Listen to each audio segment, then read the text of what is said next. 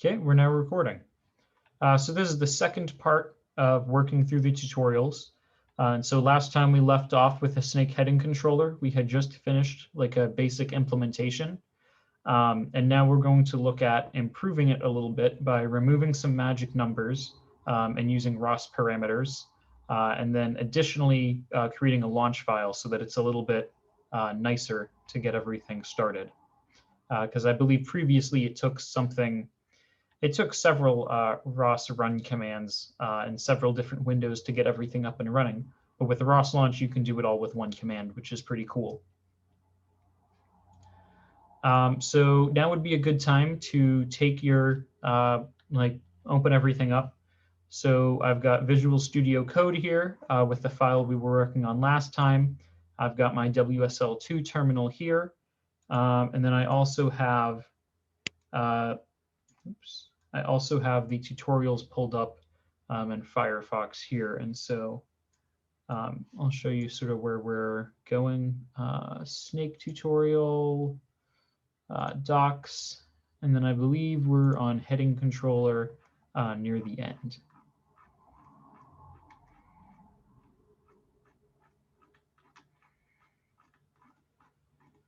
Okay, using parameters. So that's sort of where I'll pick up. But the first thing I'm going to do now is just launch everything just in his example of what we had working last time.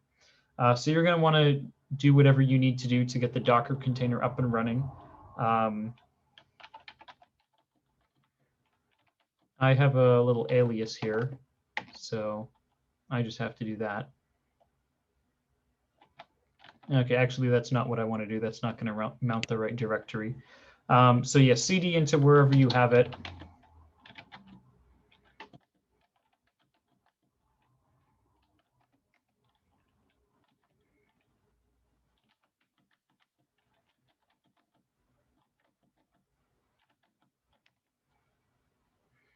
There we go. Okay. And then I'm going to start, I've picked up like a new tool called Tmux that I'm going to start using. And I can sort of show you guys all how that works. It's pretty handy, especially in something like this where you maybe don't want to open up a lot of different tabs, because with each new tab, you have to open up a new like join script to join the Docker container. So come again?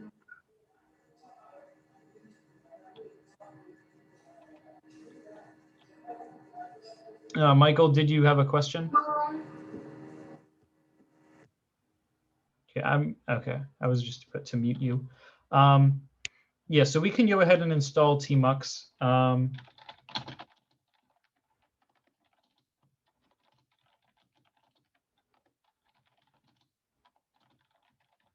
So that's the command you can use there.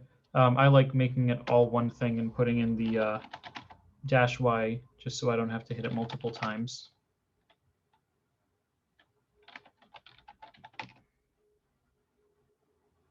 What did we make the default password inside the Docker container?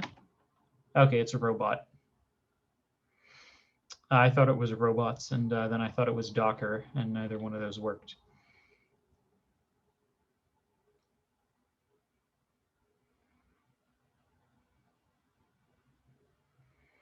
Yeah, so you can just go ahead and install Tmux with apt. That's what it shows up as. And I can give you the command again on that if anyone needs it. Sudo apt update, and then sudo apt install Tmux. So then once you have it, you just have to run Tmux. And then it basically just creates a new shell for you. Except the cool thing is now, so let's start ROS core in this one. And now, rather than opening up a new tab in WSL2, I can actually just hit Control B and then C. And now I just have a new terminal within Tmux. And if I want to go back to the previous one, I can hit Control B and then P for previous. Or to go back again, Control B and then N for next. And I want to keep on making new ones, I hit Control B and then C for create. And it's really kind of handy. So I'm going to double check that I have the X forwarding working, which I do. I'm going to drag it over here so you guys can see that. And then we can go ahead and ROS run this node again.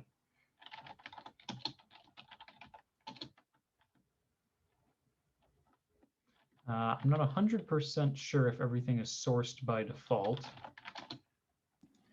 You go over those keyboard shortcuts again. Yeah. So you're going to hit Control B and like you just hit that and then let go. And then that puts you in like command mode, I guess. And then you hit the next key corresponding to what you want to do. So N will like cycle you over to the next one. And then, so I believe if you want to do it again, then you have to hit Control B again. And so I can keep going. And if you look down at the bottom of my screen, right around here, you can see that it like the little asterisks means that I'm on this pane. Sorry, that window, I believe. Panes are something else. And like you can see that I have the first one is open to Python because that's what ROS core is running. And then this one's open to Bash. If you just Google Tmux cheat sheet, you should be able to find some stuff. I just wanted to show you guys that because I think it's really handy. I just started using it this past week. But if you don't want to do that, you can always just open up more tabs in WSL2 and then navigate into it. I just think it's kind of handy. There is even more stuff you can do like this. And that's with the double quotation mark and with the % sign is how you do those. And so it's pretty cool. But that's not what I want to do.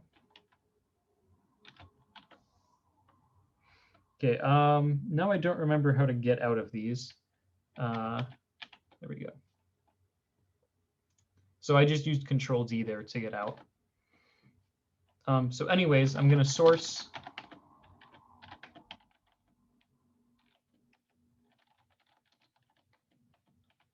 And I'm going to ROS run snakesim.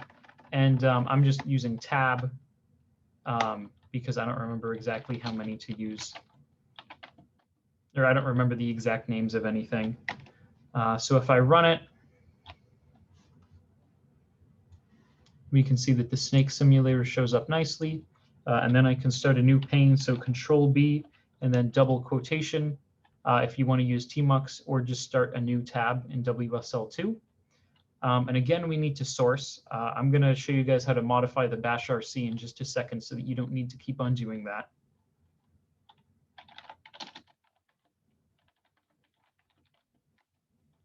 And then let's run our snake heading controller. So ROS run snake controller, snake heading controller. And so now that's running, but we're not giving it any sort of heading. So I'm going to create a new window over here. And let's see what all topics we have available to us. So we need to publish something to controller heading. And if we keep on using tab completion, we can just let that type it all for us. So if I want to make it go to the left, that would be 180 degrees, or since this uses radians, and just generally ROS in general uses radians and like the SI standard. So that would be 3.14 to go left, I think. And so now it's going there. And now if I try to act quickly, I cannot save it. But theoretically, I could then send it around the other way.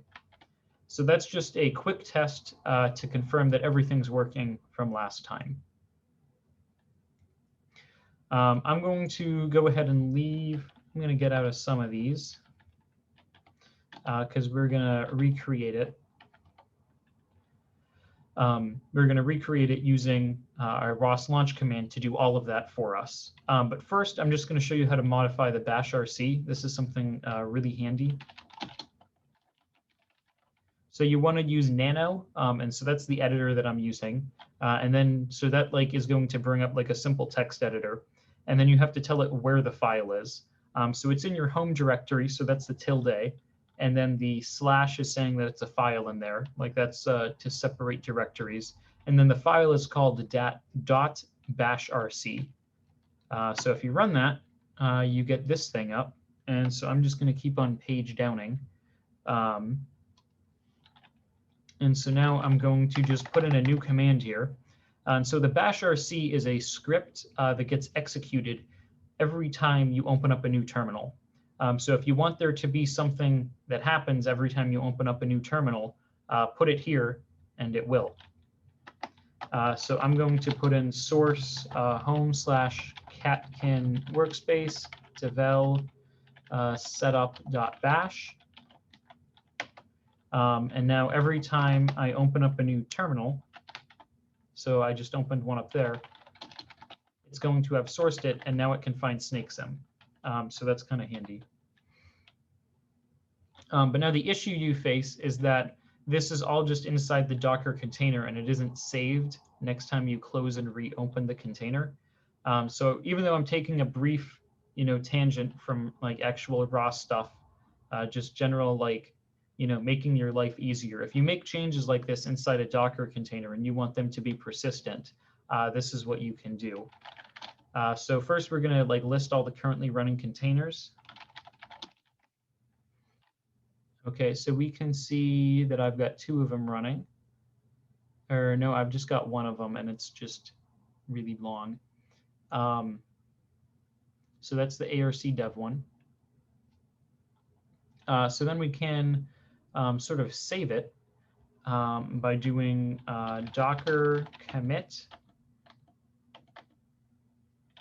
So I'm going to save ARC dev, and then I'm just going to save it as ARC dev. And the reason you see the Rocket League one there is just because I have another container that is either open or it didn't close correctly. But you probably won't have that. So it's docker commit, and that's saying like take the currently running container and save it as the new executable image. So like save the state of it. So next time I launch it, it's where you're at now.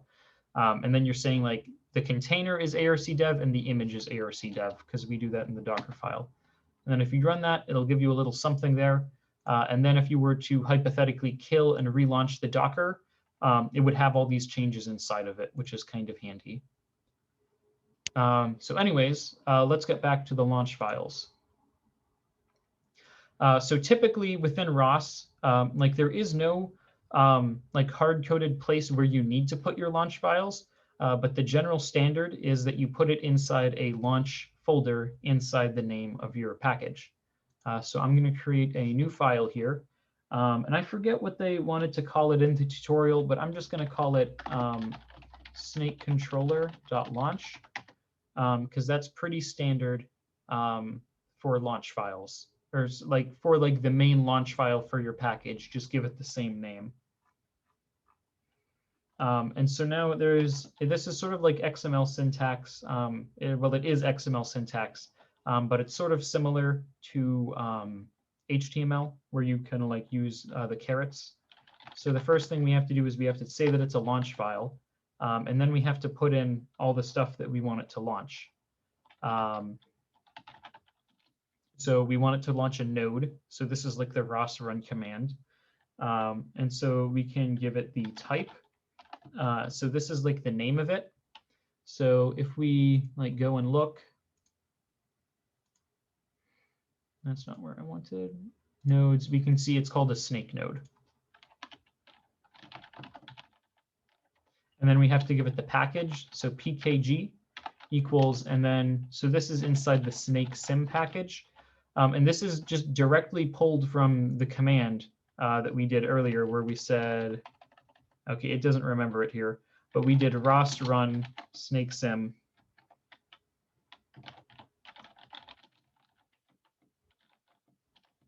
That's exactly where this is coming from, snake node and then SnakeSim. And I believe you have to put it in this order where you do type first and then package. I think in the, like, for some reason it didn't like it in a different direction, but I may be wrong about that. It probably doesn't matter. And then we can go ahead and just give it a custom name. I'm just going to call it SnakeSim.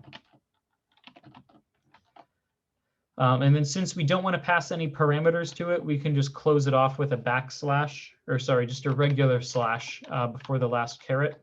But otherwise, what you can do is you can like put parameters in here, and then you could end it with a command like that. And if you just Google like ROS launch syntax, like the ROS wiki has a really good guide on how to do this. So if you remember back to whenever we launched this all by hand, so in one terminal we had to do ROS core. So by the fact that we're making a launch file, ROS does that for us automatically. On the second window, we launched the snake node. So we just got that one done. And then the other thing that we were launching was our snake heading controller node.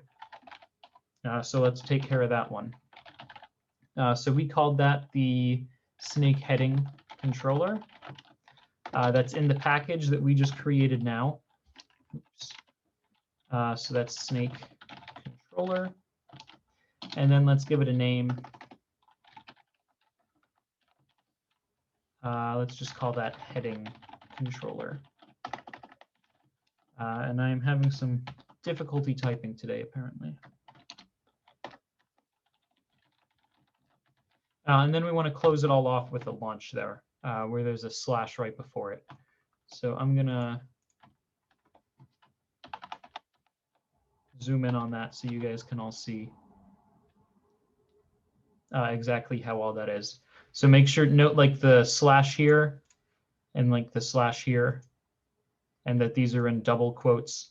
I don't know if single quotes will maybe work, but typically that's done with double quotes. Yeah, that's what I like. Okay, so now let's go ahead and try to launch this.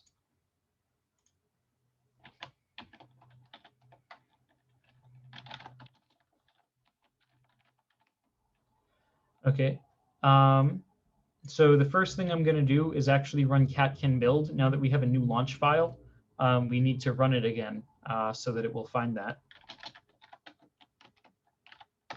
Actually, I'm going to try 1 second, see if we don't have to, but I think we do. Oh, okay, we don't actually have to. That's kind of handy. So now that we have the launch file, as long as you've sourced everything, you can just do ROS launch. So now we're using launch instead of run because we have a launch file. Snake controller, so that's the name of the package. And then we've told it to find snakecontroller.launch.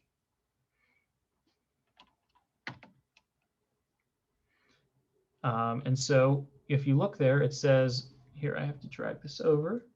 But we can see that it has the nodes listed there. So it launched our snake sim one, and it launched our heading controller. And here it is. And you can see we have all the same topics.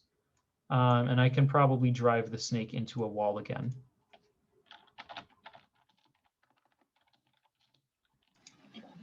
For me, it gave me an error. Okay. Said that snakesim-2 processes died. It gives me the process ID and lists out like a bunch of directories. Yeah, so if it says process died, that probably means that the node crashed and it's not a problem with your launch file. So were you able to run it with just ROS run a minute ago? So fun fact, I didn't because I know that it worked from last week, but maybe it doesn't work anymore. Yeah, so maybe double check that. And Okay. if it still doesn't work, we can try to debug that.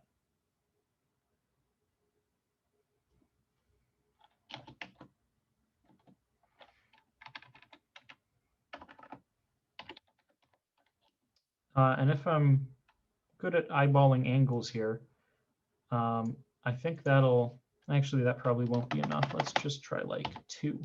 That might get the apple. Nope, I am not good at eyeballing angles. But you can see that with the launch file, we were able to do all that with 1 command instead of several, which is pretty handy.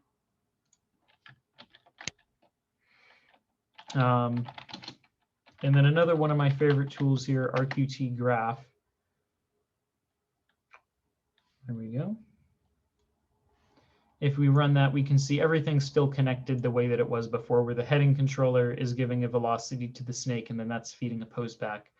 And then our little publisher is somewhere over here in the ether sending heading controls to the snake heading controller.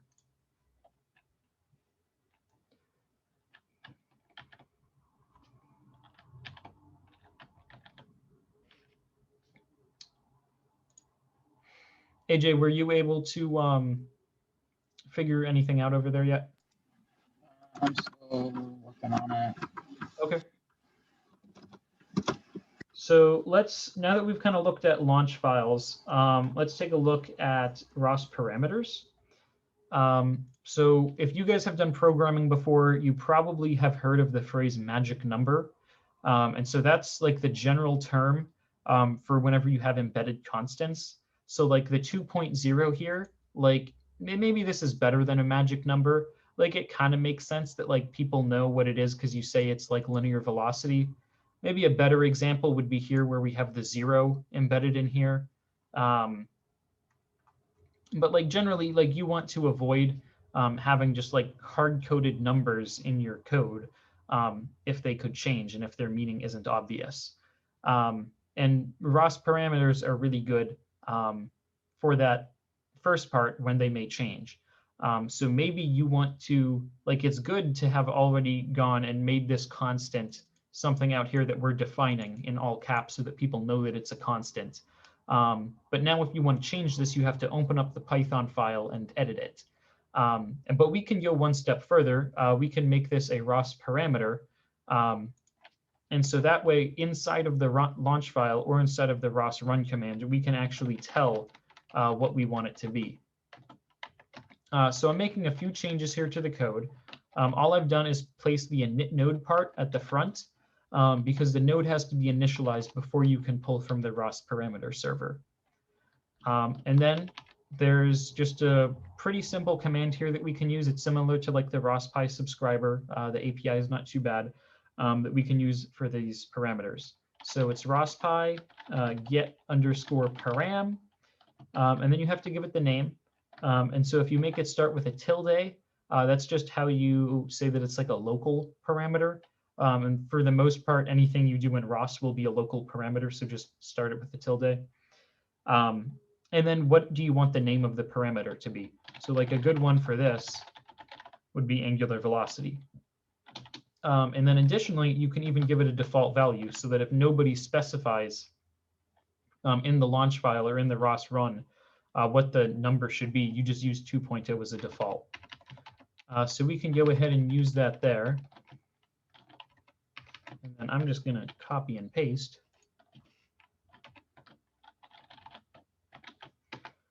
So I've got those two lines there. So I replaced angular velocity mag and linear velocity mag. Instead of just saying 2.0, I'm saying pull from the ROS parameter server, look for something called angular velocity and linear velocity. If you can't find anything, substitute the default value of 2.0. And now we can go ahead and we can edit our launch file.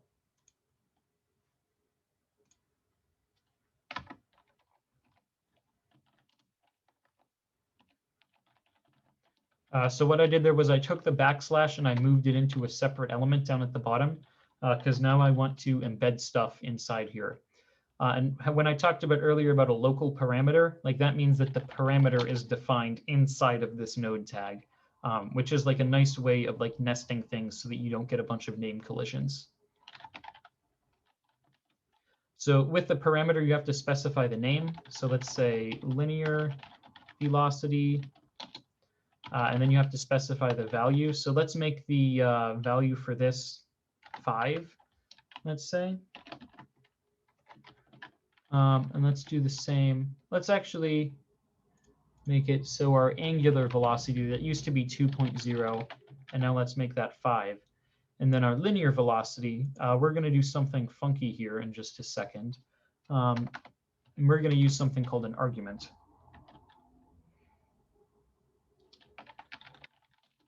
I don't think you say, I think you just say arg. So we're going to now use like basically an argument for whenever you're calling the function. So let's give it the name is going to be, let's just call it Vx, just to show that you don't need to use the same name, linear velocity. And then we can give it a default value, just like we did with the ROS parameter server. So let's say the default is 2.0. And then let's our angular velocity parameter. Let's make that whatever our our linear velocity parameter. Let's make that whatever our linear velocity argument is.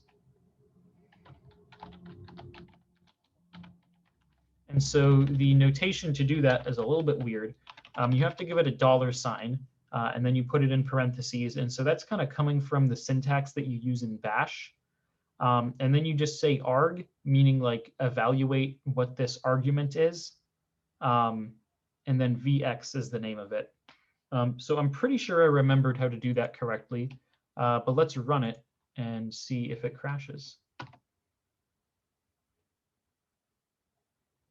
Okay, so it looks like that worked. And just as something, you can look at the parameter server here.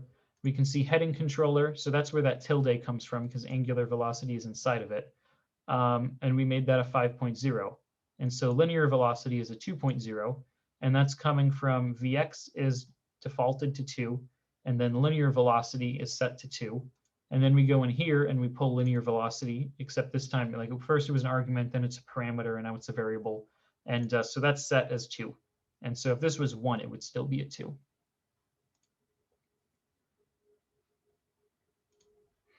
And there's a few commands that kind of go with that. So just like we have ROS topic and like ROS node, we also have ROS param. So we have ROS param list, and we can see all the parameters. ROS param, I think it's get. So we can see linear velocity is set to 2. There's also a ROS param set, but since the node is already initialized, we have to do something funky if we want it to make it run that line of code again. And we didn't, so we're just going to ignore that for now. But in the future, you can use something, I think it's called dynamic reconfigurable parameters, is something you could look into if you needed that. So let's take this one step farther now, and let's actually tell it to use a different linear velocity than the default. So all you have to do is type in Vx and then a colon equals, and then whatever you want it to be. So let's say I want this thing to move at 0.5. Let's even make it 0.25, and maybe that'll give me a better chance of changing the heading in time for it not to run into the wall. Now, if we look quickly, we can see that the linear velocity parameter is now 0.25. So that worked exactly as we wanted it to. ROS launch took the parameter we gave it on the command line, realized that we were talking about the Vx argument.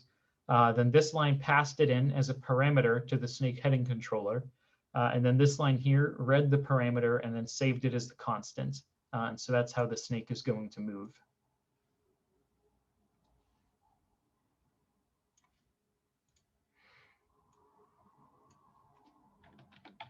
So I'm going to open up a new window here again.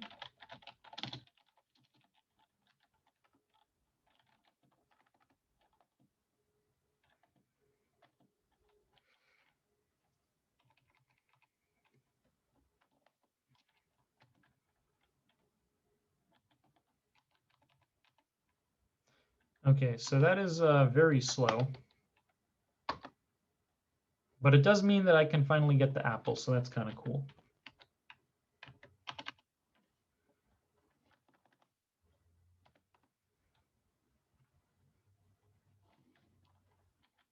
So hopefully that's just sort of an example of how you can like set these parameters on the command line and ultimately kind of use ROS and all these tools that it gives you to your advantage to do some interesting things.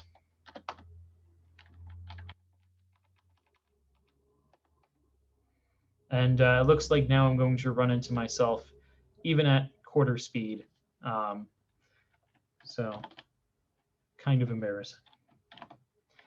Okay, so we've sort of wrapped up everything about this heading controller.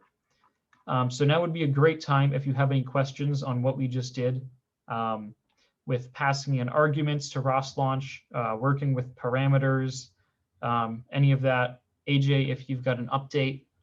I was going to say, I don't know exactly what I did, but I got it to work. So awesome. That's the worst kind of getting it to work, but I'll take it right now. Okay, does anybody have any questions before we move on? I think next we will look at the position controller. Okay. I'm going to go ahead and close all of my currently running stuff. And so over here,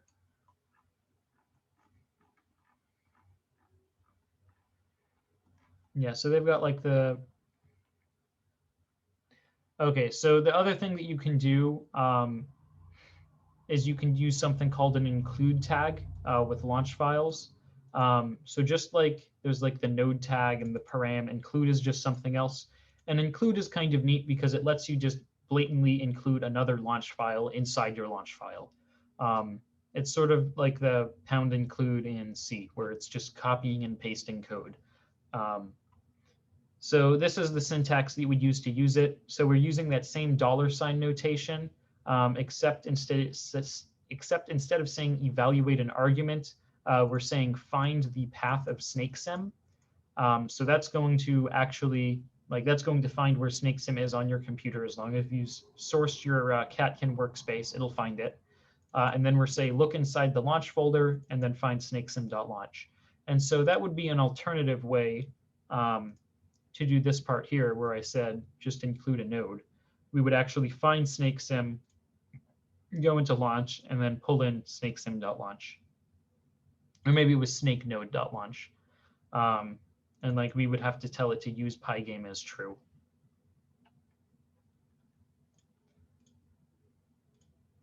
So I think everything you would need to do that is right here. And you could. I think actually this would need to, there, you know what, let's just do it now, just to demonstrate. I think this actually has an error in it.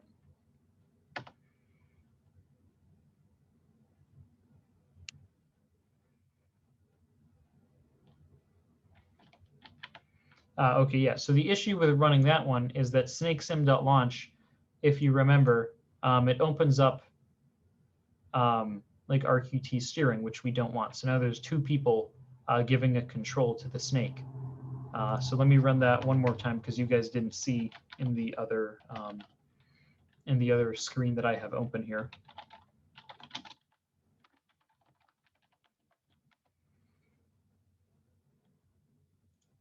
Yeah, so if you look here, you can see that there's two different people trying to tell the snake where to go. On the one hand, we have our magnificent heading controller that we made. And on the other hand, we have this thing still from the beginning of the tutorial. So really, we only want one of them.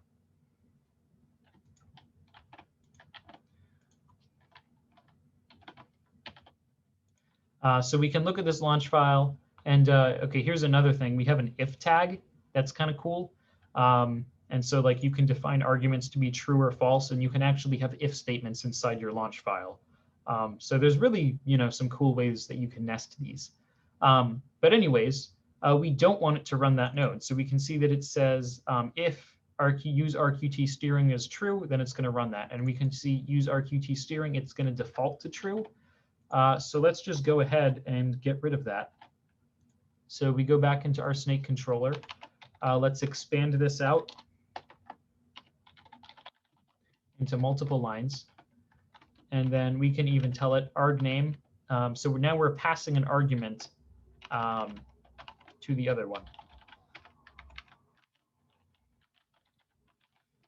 And so now instead of using default, I'm using value because I'm not like receiving a parameter or receiving an argument. I'm setting it. So I'm going to use value. And so now if we run it,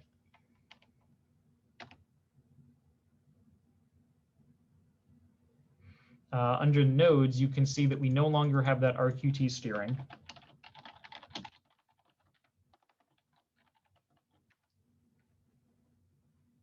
And over here, we no longer have that other one. So that's actually like a issue with the documentation that Sarah showed me like a week or two ago that we haven't gotten around to fixing yet.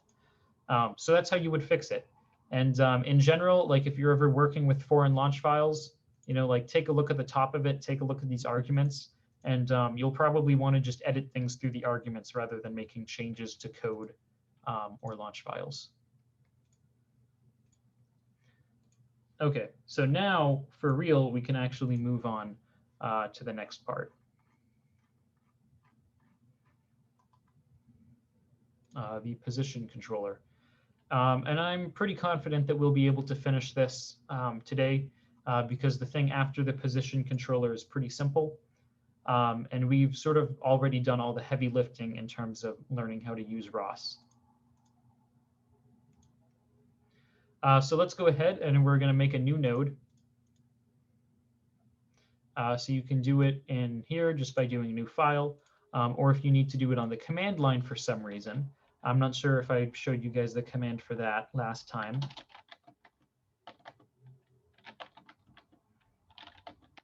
The command is touch, and that'll just create a file.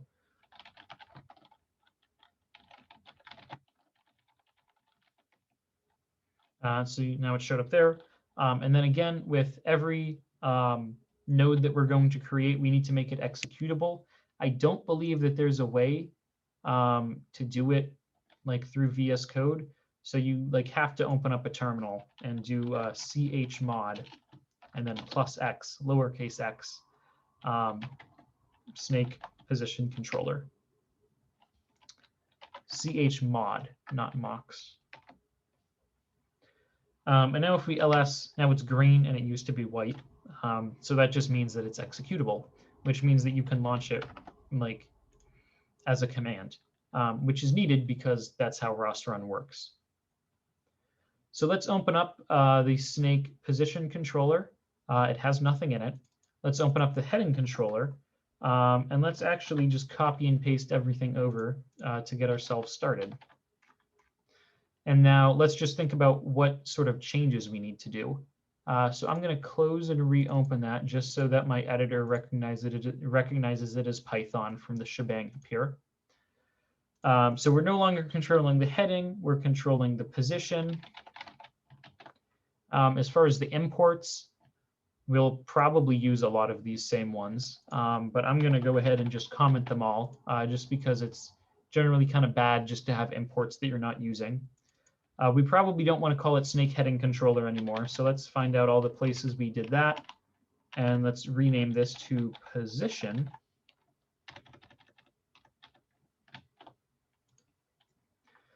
Okay, and again, heading controller, let's just go through and every time we say heading, let's just make it say position. And then honestly, we're pretty well started off. We initialize the node as snake position controller. That sounds pretty good. We have some constants here that we probably don't need anymore. We have a subscriber. We will need subscribers. So we definitely still need the pose of the snake. And then in that copy pasting that I did, we no longer said heading, but now we want to subscribe to a position, which makes sense because we're essentially writing another layer of abstraction on top of our snake controller. Except now the issue is a position.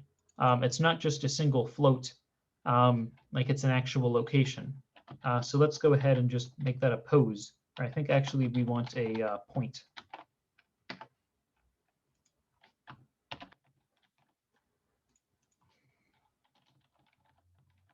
So no need for that float 64 anymore. And so yeah, now we call it the position callback instead of the heading callback. So the copy paste really kind of worked well for us. We still need to subscribe, or well, we no longer need to publish a command velocity. Instead, we need to publish a heading to our previous controller. So let's call that heading pub.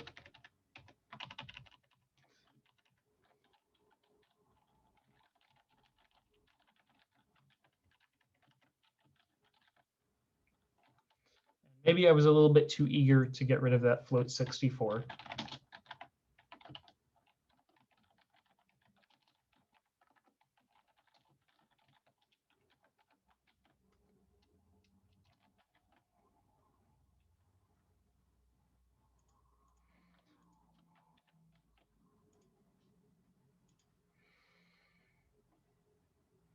So we're still going to have everything operate inside a callback to pose, where all like the main math for our stuff is going to happen there. And we're still going to need a position callback to tell us the position of the snake.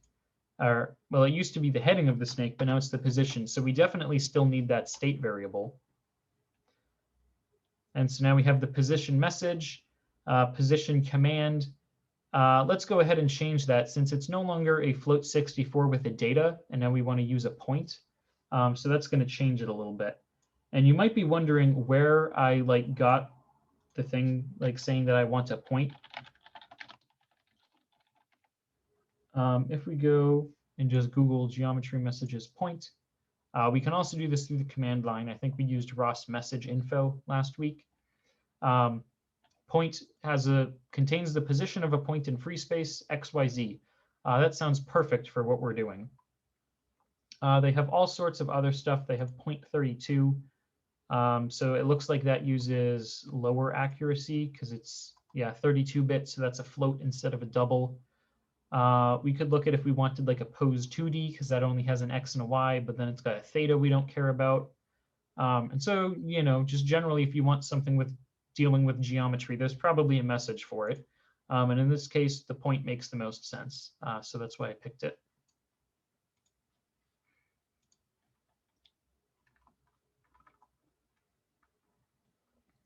But anyways, if we go back there, it had those fields X, Y, and Z instead of data. And again, we can get that through here.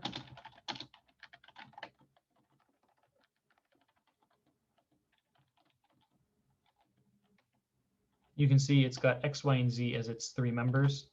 So let's just go ahead and pack that into a tuple. Or I think it's a tuple, not a tuple.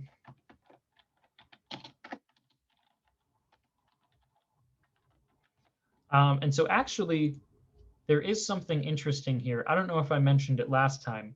The fact that I'm saving this as one variable packed inside a tuple instead of having 2 variables. And there is a somewhat important reason for doing that. So with Python, it will actually multi-thread the different callbacks. But the thing is with Python, there is no true multi-threading due to the global interpreter lock. That's something that you can Google if you're curious. And basically that means that it's a single threaded process trying to emulate multi-threading. But at the end of the day, it's only running in one thread. But something that could theoretically happen if we had this as 2 commands, like self.position data equals, I don't know, let's just say 5.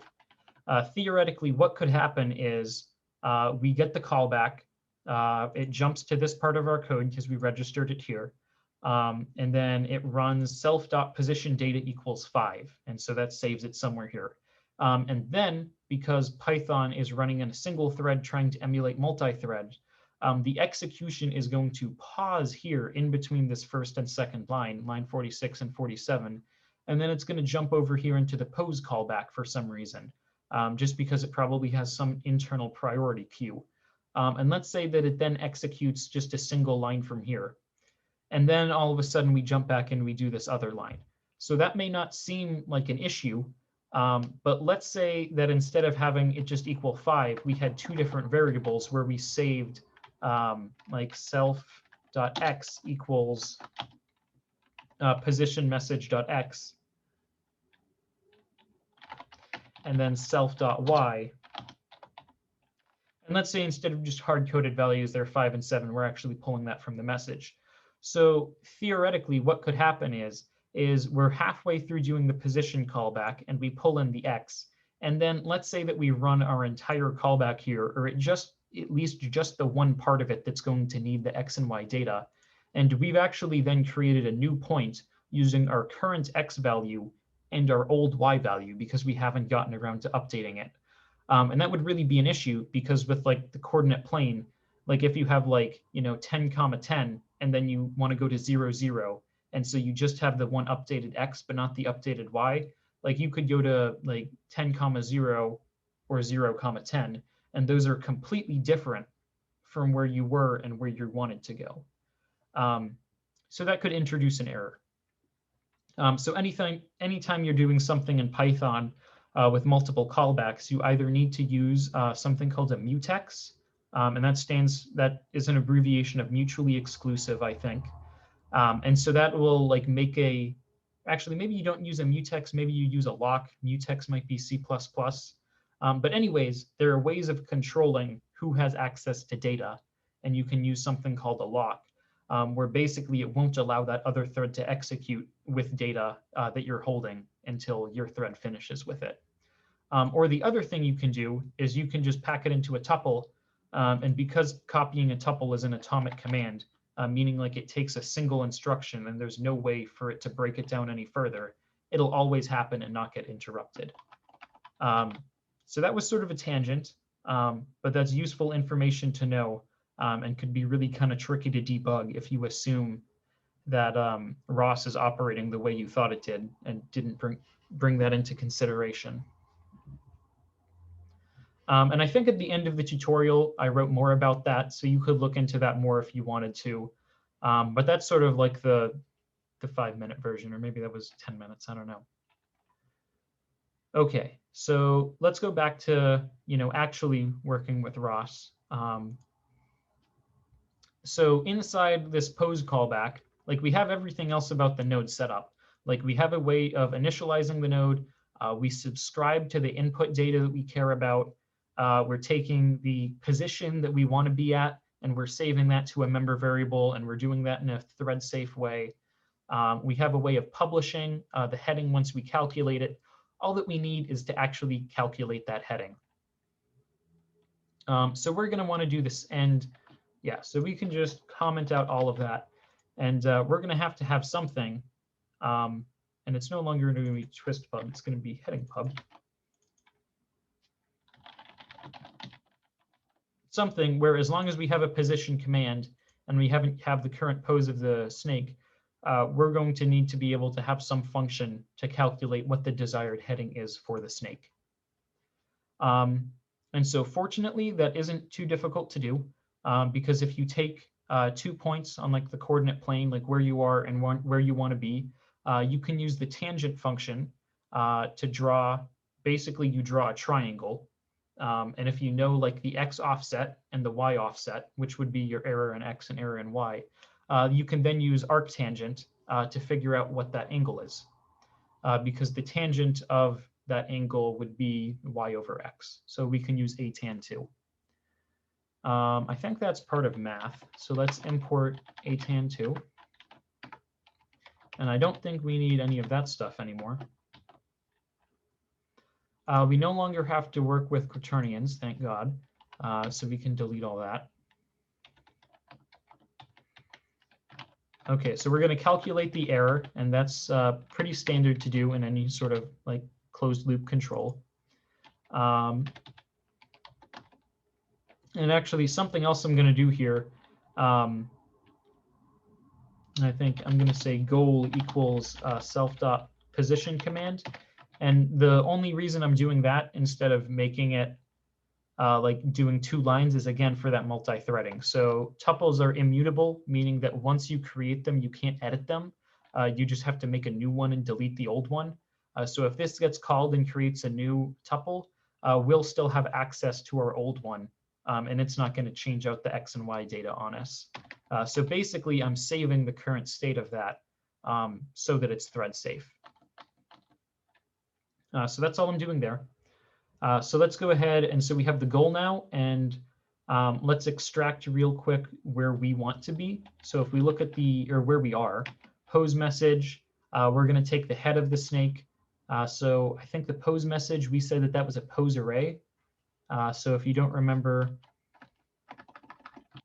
what that looks like I don't, we can look at that and we can see, okay, well, we just have an array of poses called poses. We want the head of the snake, so we're going to take 0. And then inside that, that's going to have a position field. And then inside that, that's going to have an x.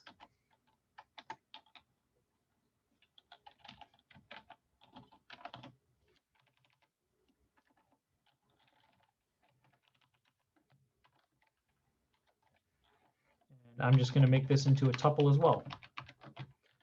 Even though maybe something like a NumPy array may make more sense, because then I can subtract it later. I'm just going to make a tuple.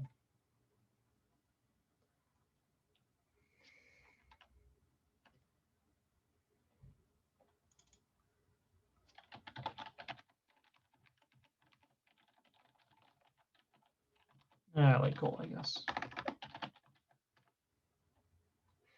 So if we want to take the error, we can just simply subtract the goal minus the current, except it isn't that easy because they're tuples. And how exactly do you subtract a tuple? So I'm just going to make error x equals goal. And again, we could use a NumPy array, and this would be a little cleaner. But I don't want to do that right now. Since it's something short, it's not too big of a deal to make it in this. So let's go ahead and calculate what our control effort is going to be.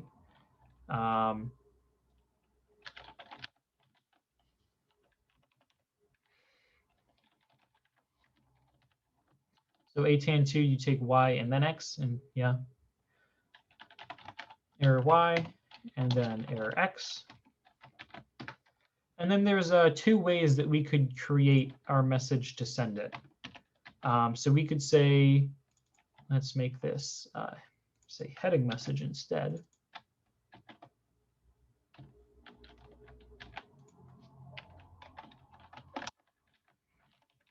Heading message dot data equals heading, and then we can publish it. So that's one way of doing things. So it took us 3 lines of code there. Let's see if we can do it a little bit faster. We could take this and for, oops, I want to uncomment. And what we could also do is we could say twist, and you can just pass in heading like that. Or sorry, this isn't a twist. This is a float 64.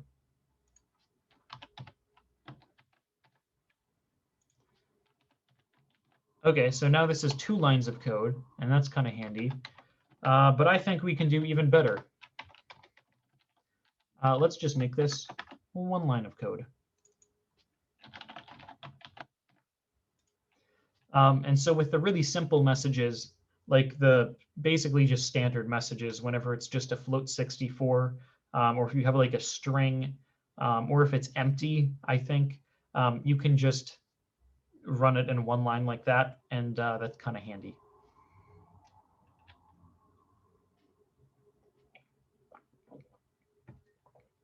So let's actually run this thing and see what errors I have that I don't remember. And I just deleted those because we're not using them. So this is the file again. Just that basically gets all of it in one view. So rather than ROS run like a bunch of noobs, let's go ahead and just directly add this into our launch file.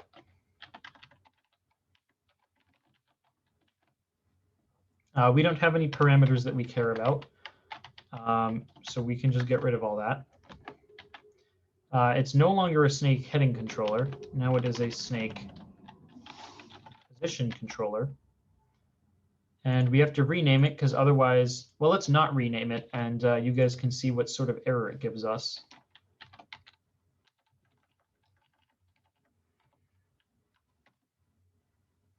There we go. It contains multiple nodes named heading controller. So that's a problem because whenever you do ROS node list, it lists them by their name, and it expects each node to have a unique name.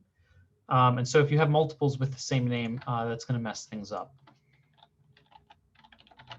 So let's just call that position controller. So you can see we launched 3 nodes. It started 1, it started 2, it started 3. We haven't crashed yet, but we also haven't run anything yet. So I kind of habitually run ROS topic list just to, see everything. So now we have that controller heading that or controller position that we didn't have previously. We could use Rqt Graph, or to try to break ourselves off of it, here are some command line things that you can run. Let's do ROS topic info, controller heading. And yeah, so you can see publishers, it's coming from our position controller, and it's being subscribed to by our heading controller. We can do ROS topic info snake pose, and we should see two subscribers, because they're both subscribing to it. And so if for some reason you don't have access to like the graphical utilities on whatever computer you're using, just want to keep on showing you that you can do pretty much everything you need to through the terminal. And if we just want to double check it, there we go. Everything is running exactly as we expect, I think. Okay, so it didn't like order things in a nice way. I'd like to see the position controller on the left, because that's kind of how I think about information flowing through the system. But you can see the snake node. It's giving the pose to the position controller, which is generating a heading going to the heading controller, which is generating a command velocity to the snake. And they both have that feedback. So let's go ahead and just leave that running, actually. ROS topic pub, we called it controller position. So I think that apple looks like it's at about 5,5. So let's give it 5 and then 5. And hopefully it won't immediately crash. Okay. So it's still trying to achieve 5,5, and you can see it's spinning around. So that probably means that like 5 is here and the snake is here, and it can't quite correct all the way to hit it. So instead, it's just kind of stuck around it. And there's probably like a good analogy to like orbits that you could make here, and like gravity pulling the Earth towards the sun, but it doesn't hit it, and so it keeps spinning. There's probably an analogy you could make there. But that's something you actually see a decent amount with like closed loop control systems, if it's not able to achieve something and then it's kind of stuck oscillating. So we could maybe break out of that loop by having a tighter angular velocity response of the snake, or we could just leave it as is and ignore it. Either one seemed fine to me. Because in theory, we're going to be getting a new position. And if we run this and then we click the little refresh thing over there, we can now see that ROS topic 623 random numbers is generating that controller position that I mentioned. So let's see if we can give it a new location. And like actually, rather than just guessing, why don't we just see where the goal is exactly? So the goal is at 3.58, 6.81.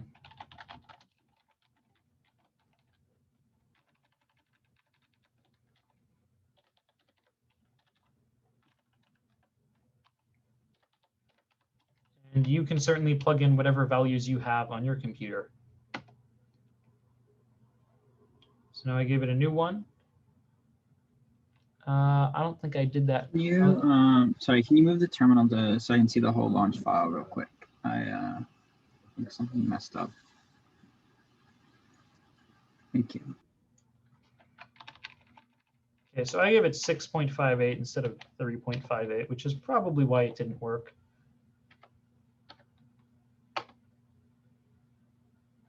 Oof.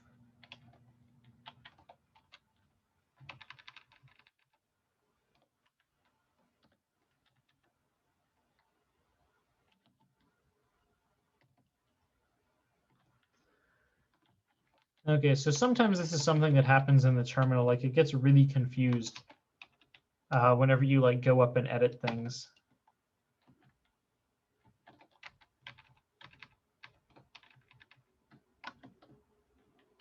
So I'm just going to start a new.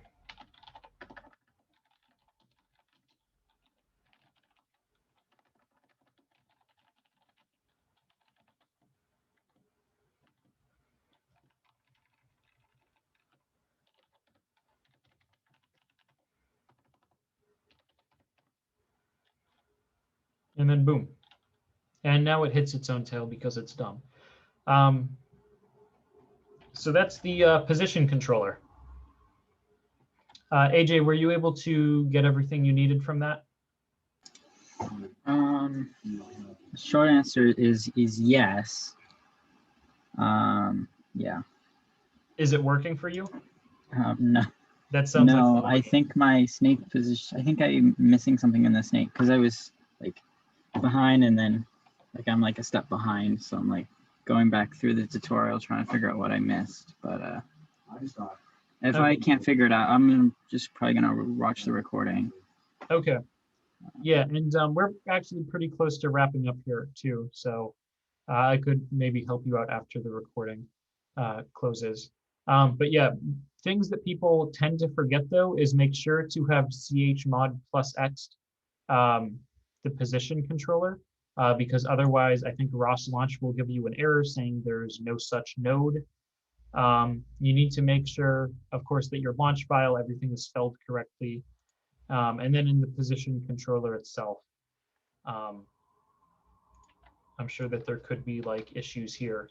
And, you know, Python is cool and everything, but like compiling is also pretty cool, because like in C++, whenever you compile your code, like it'll catch a lot of errors beforehand.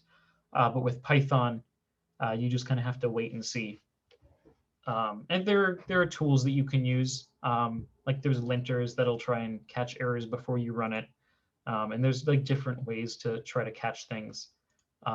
But that's just something to keep in mind with Python, is that just because it runs doesn't mean that every part of your code works, because you may have a particular piece of it that's never getting called. And it could just crash on runtime once it hits it. So as far as how the snake was actually moving just a minute ago, we saw that it was a pretty good workflow where I took the position of the goal, and then I like took the goal from ROS topic echo, and then I put it into the position controller. And wouldn't it be cool if we could automate that? So let's create another node to do that. So we're going to go exit position controller.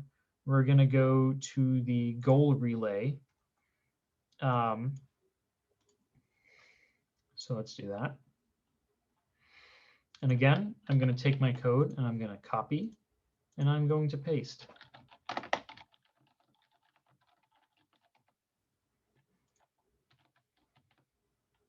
going to close out and rejoin so that it knows that it's executable.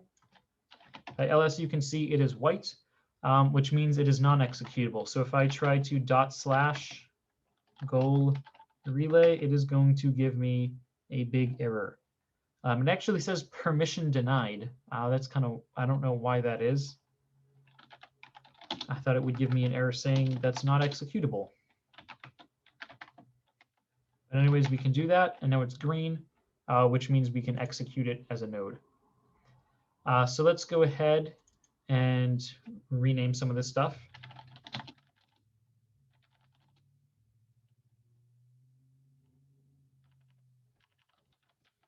It's going to relay the goal of the snake.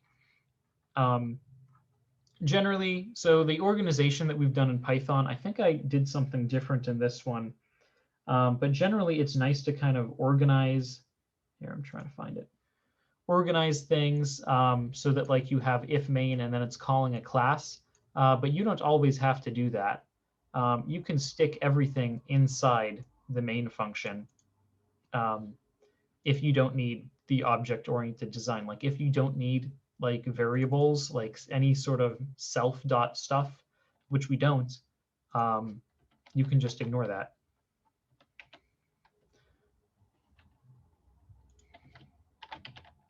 Like, and you don't need to have that extra overhead. So I'm actually gonna pull this up here. Yeah, so it looks like I used lambdas whenever I initially wrote this, but I'm gonna just pull this up on the side so that I can look at that as I'm working here. So if we go through and like we have the copy and paste still, we're no longer working with float 64. We no longer actually care about the position of the snake. We're purely just sending goal to goal. We don't need the twist. I think actually in our previous one in the position controller, we didn't use the twist, so we should really just delete that.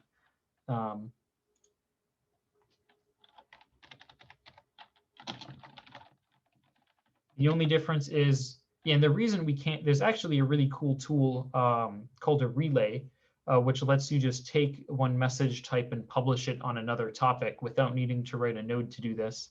But the reason we can't is because this is a point stamped and the other one is a point. And those are two different message types. So we no longer need this whole object-oriented thing, so we can get rid of that. We will still need to initialize the node, so let's steal that. We're not going to need any state variables. We will still need a subscriber, so let's take that. We will still need a publisher, so let's take that. And we won't need any of that. And lastly, we will just need to spin.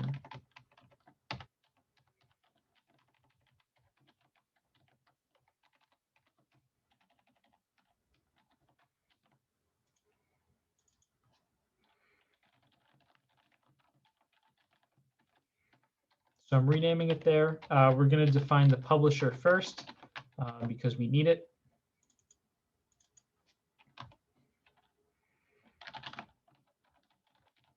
And we no longer have that self, so let's get rid of it. So Raspberry publisher controller, and now it's not heading, but it is position. And that's going to be a point. Raspberry subscriber, so we're going to subscribe to snake/goal. That's going to be a point stamped.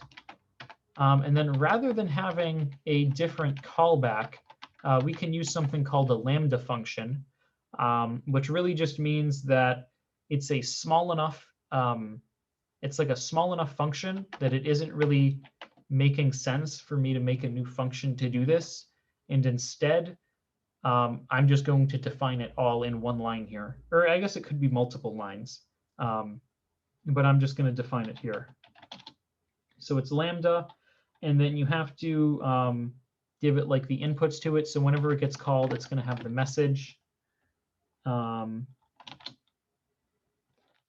then, so that's like, know how from our other ones, like it had self and then pose message. The self is just because it's a member function, but we don't need that. So now we have the pose message. So we have the goal message. And then we really need to have this goal pub too. So I'm just going to say goal pub equals goal pub. And what that'll do is whenever it calls it, it'll add in a second function there. It'll add in like a default variable basically in Python. And it'll give us access to the goal pub inside of this lambda function. And then you use a colon there to say that you're no longer like defining like the arguments, but now you're defining the function. And so we will just do goal pub dot publish and then goal message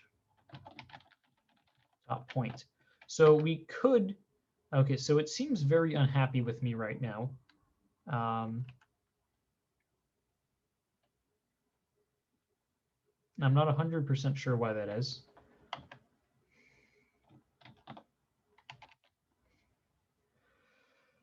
Oh, I'm missing a B.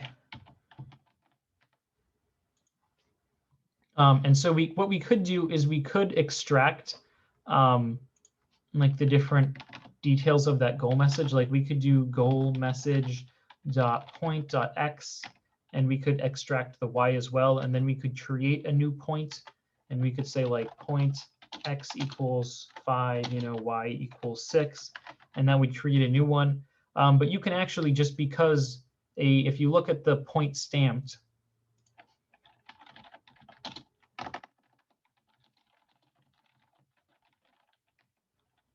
you can see that it just defines a geometry messages point inside of it as like an embedded thing. So why go through all that trouble of extracting things if you can just copy the member variable? So let's try this out and see how it all works. We also need to add it to our launch file. So again, I'm going to copy and paste.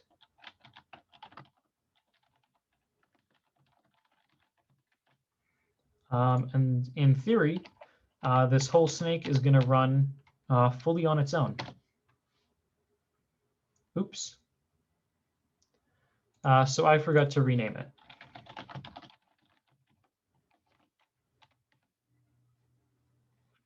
Okay, we've got 4 nodes there, as we had hoped for. So it basically told it to go down there. And now we've got the new goal message. And so it's publishing the position to the position controller. The position controller is figuring out where it is relative to the goal, and it's publishing a heading. And so even though this whole thing is pretty simple, I don't think our feedback takes into account the position of the snake. As you see just there, clearly it does not take that into account. Despite that, you know, it worked pretty well. If we want to like restart it, we can do raw service call, and then I believe it's snake.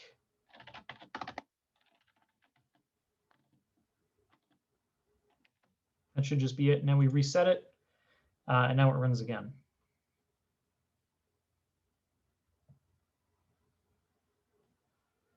And so that can just be something interesting to look at and sort of see how it goes.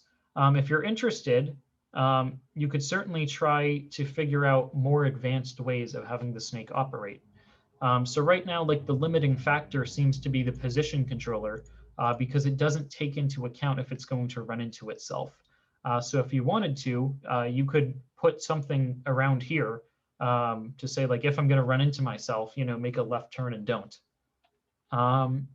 We can also make one more node here. Just because we have a little bit of time, I might make a node that automatically resets it whenever it dies, just to show you guys how to use services, because that's not actually something I've done a lot. I guess now would be a good time for any questions. Okay. So AJ, were you able to get that stuff figured out with the position controller? So when I run the launch file, it's RO exception, unknown substitution command, find _ snake sim, valid commands are fine, and Did you say find? Here. So yeah, it says, I'll copy paste it into chat. Yeah, if it says no valid substitution command find, that's probably referring to this line right here. That's what I was thinking too. I was looking at it too, but it looks like, I mean. Yeah, so if it's, so somewhere in here, you have a $sign. Okay, so you have find _ snake sim, and that needs to be a space. Find space. Oh my God, okay. I couldn't tell.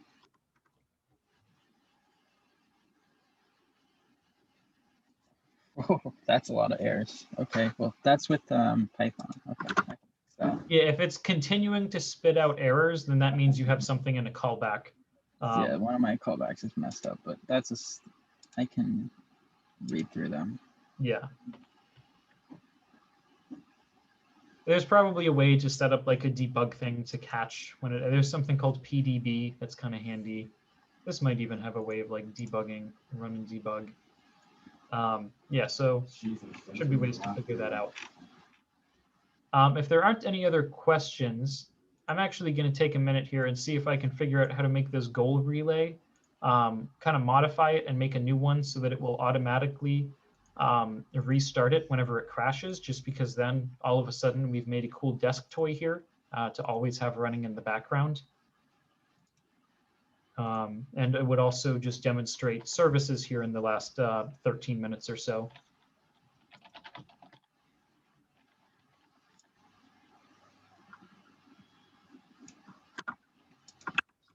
So since I copy and pasted that file, I don't have to do the chmod because it took that with it.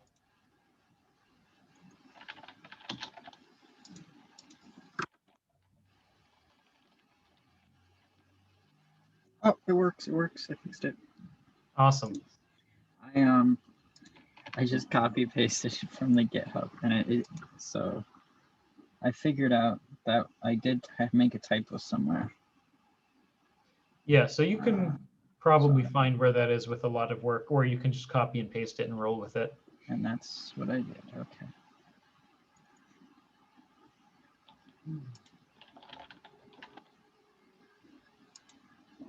So I'm going, I took the snake goal relay and I just modified it a little bit. So I think the topic is snake/alive. It's still running. So let's do a ROS topic list. Like, let's say that I wasn't the person who wrote the snake sim and I don't know what the messages are. We can do ROS topic info/snake/ I thought it was alive active. I think I wanted something a little bit less morbid than alive. So it's snake/active. And we can see that's a bool.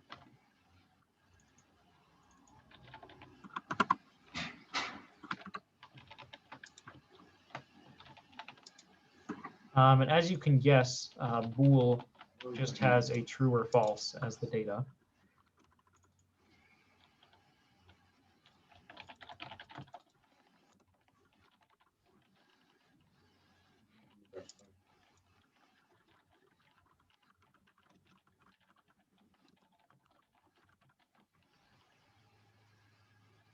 And I'm just sort of rewriting my lambda expression here. So I'm saying if not alive. I don't know if Python's going to let me put all this in one line. Hopefully it will. I'm saying reset, and I'm going to call that.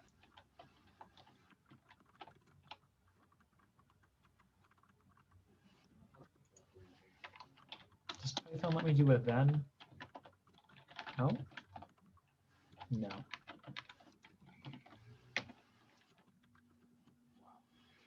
Yeah, I don't know if there's a way to, Harrison, are you still on the line? You or AJ, if you know more about Python, is there a way to put all that in one line? I did a comma and it's not red underlined, so. You should be able to add a backline, right? And that'll allow you to, or backline right after bool. Is that what you're trying to do? I'm sorry. No, I'm trying to say if not alive, reset. Replace Like, the normally I would make a colon new with line. a comma.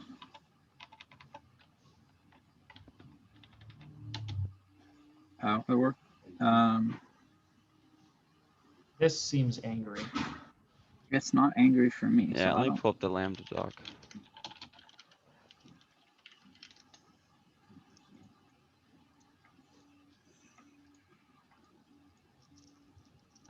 I can use a ternary operator, it looks like. I don't believe they have ternaries in Python. They do. Or What? at least python-central.io says they do. Okay, it looks like the way that you can write that is you can do reset if not alive. Oh yeah. It looks like it's still kind of giving me unexpected token comma. I don't have any commas. Okay, well, we'll just kind of let that sit there and maybe my linter will become happy.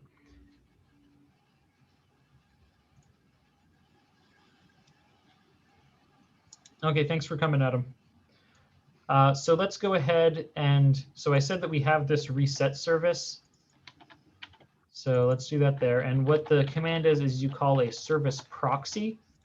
So specifically with a service, rather than like a publish subscriber thing, where somebody's publishing it and, you know, a bunch of people can be subscribing it. And to make an analogy to like internet, that's like a UDP stream. Where it's like, you know, one person's publishing, who knows who's subscribing, you're just sending it and you don't care about acknowledgements. A service is more like a TCP exchange, where it's actually going to send something back saying like, I've received this. And if we look up just like here, Ross, let me make a new thing.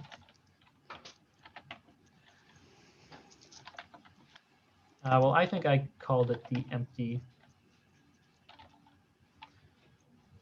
Well, that would need to be currently active services. So this is a standard SRV.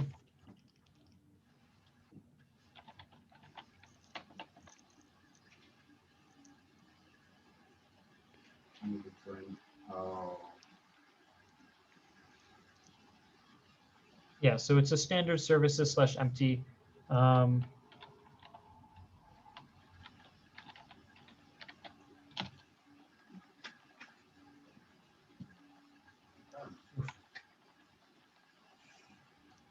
Yeah, it was Ross message.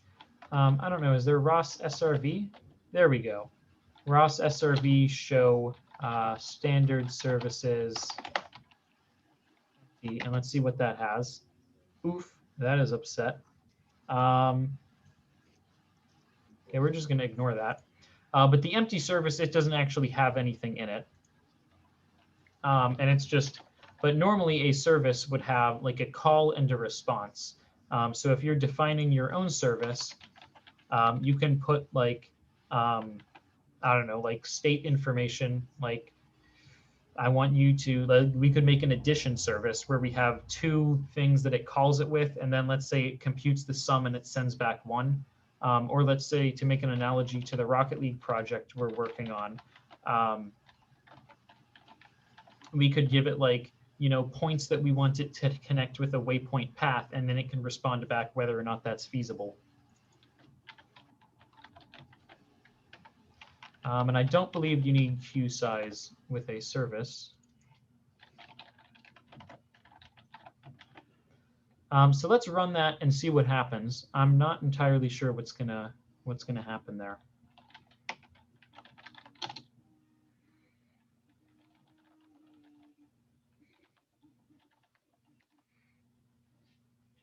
Okay, invalid syntax.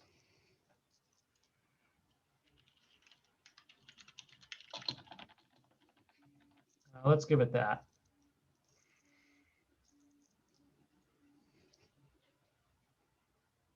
Seems upset.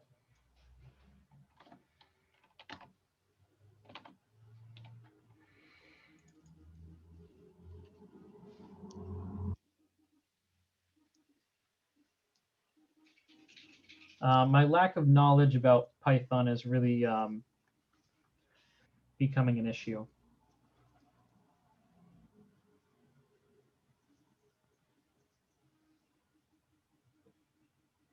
So with that, so you're trying to, for your callback, you're trying to pass in that lambda where's alive defined?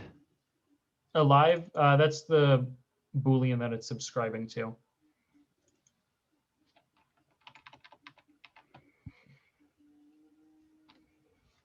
The other thing I could do is I could just create a global function here, I think.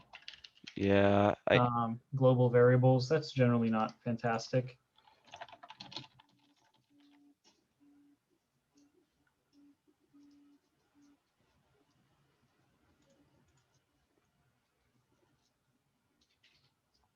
what was the exact error again when the else statement wasn't there in your pseudo ternary, whatever they call it in Python? If I didn't have the else, it was just,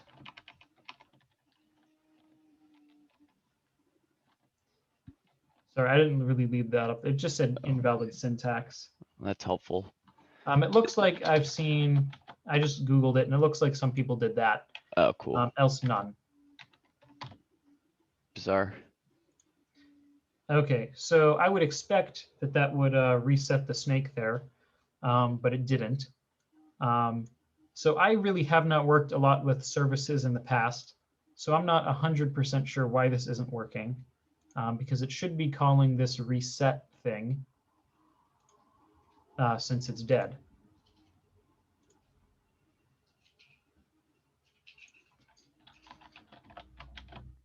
Maybe you can try to print to make sure it's not going into the wrong. There we go. Oh, nice. So now as soon as it dies, it should reset for us. And now we've got a cool desk toy. Let's just wait for it to die.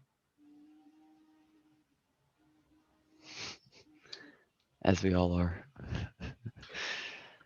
So what was the solution that you ended up with? Because It's mine, not dying. it's too good. Here, I'm trying not to block the snake because honestly, this is somewhat incredible. Oh, okay, it just died. Oh, Good nice. luck with that. Yeah, that was pretty seamless how it reset. So this is how you can do a one-line if statement in Python. I just learned this too. You say reset, and so that's like the thing you want it to do if true, if, and then your conditional statement. So I said not alive.data, and then otherwise else, and then originally I had pass, but you have to put none there. So if alive.data is true, meaning it is alive, this if statement will be false because I negate it and it'll do nothing. Otherwise, it'll call reset. Yeah, it's a nice little one-liner. Yeah, that is pretty cool. And it's nice that you can pack it all into a Lambda here. Because sometimes you don't want to mess with object-oriented programming if it's something really small like this. Like theoretically, like you could even write this out like you can do just Python, and you can start the IDE, and you can import, or that's not the IDE, that's the idle, IDLE, I think. And you can import ROSPy, and like you can,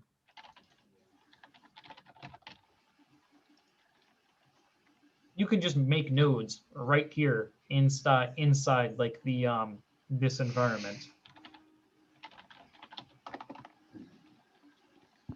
So we can see test is a real node, and we can, if I wanted to, I could subscribe to topics and I could recreate this inside of that. And sometimes that's a really handy tool to have if you have like a really simple Python script that you want to write, and you don't want to go through the, making it as a file and running it. You can just run it inside that that environment. So I killed that, so that's why it's not running now. And so just, to wrap up why I needed the data there. So that's a Python thing where if it's so alive, that's the name of the message. And so I believe all it was doing was checking to see if it existed. And of course it does because it's from the callback. So specifically, I wanted to know if the internal state of it was alive.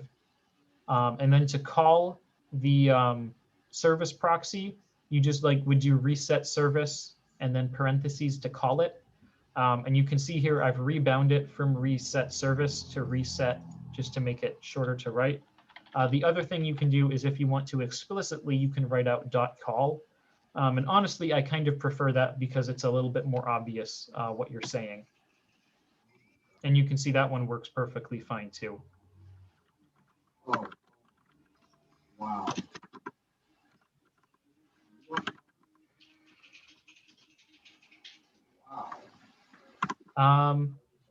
If we really wanted to mess with this,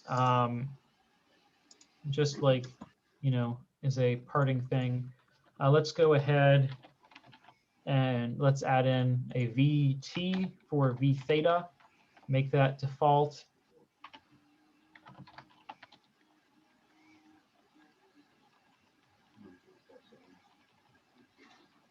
And then let's make our reset thing run by default.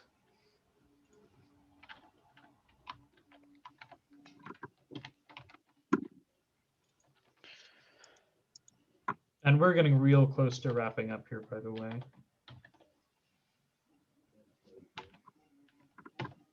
Now, if we run it, the reset node is running here too.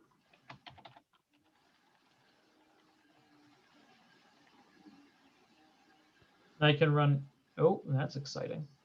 There's the snake. I can run Rqt Graph just so we can see how everything's working. Rqt Graph does not show services, so keep that in mind. Whenever you're doing ROS-bag record, which is a way of taking all of the ROS data flowing through these topics and saving it to a log file, services don't show up there either. So something to keep in mind.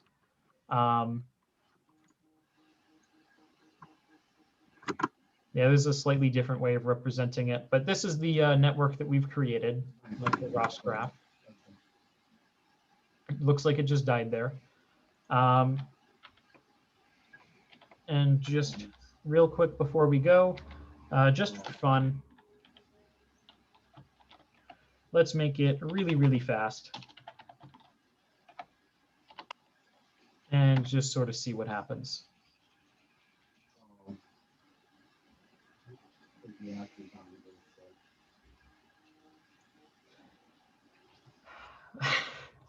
What the fuck?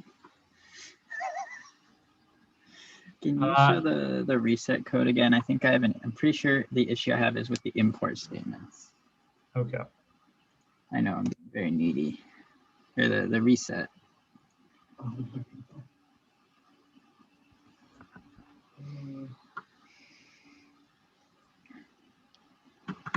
Okay, so it's saying that reset underscore SRV is not defined. Did I miss a memo? Yeah, I did. I SRV definitely missed. I definitely did miss the memo. Okay.